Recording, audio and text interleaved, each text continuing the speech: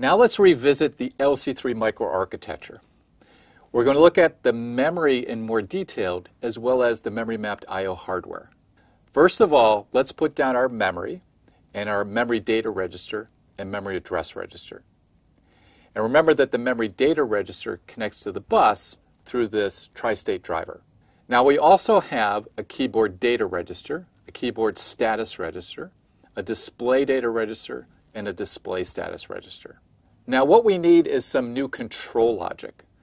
We need to know when we see a specific address, what is the target of that address? Is that memory, or is that one of these other registers associated with input-output?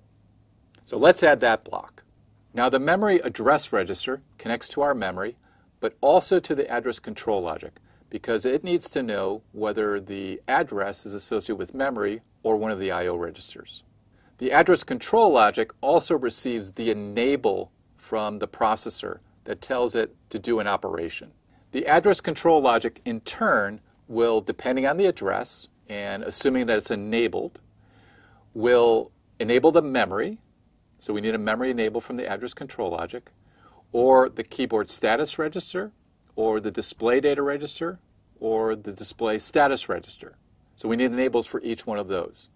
Now the output of the memory data register goes to memory, but it also may go to the keyboard status register or the DDR or DSR.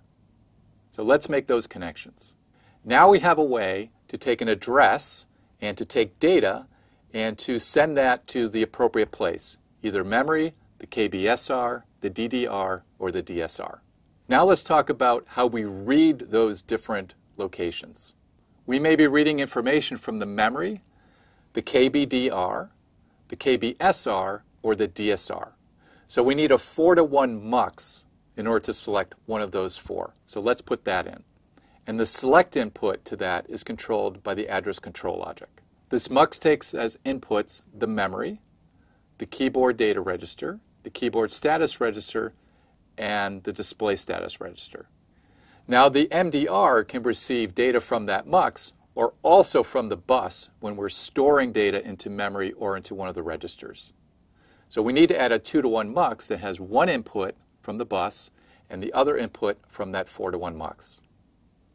And we need another select input that's controlled by the address control logic.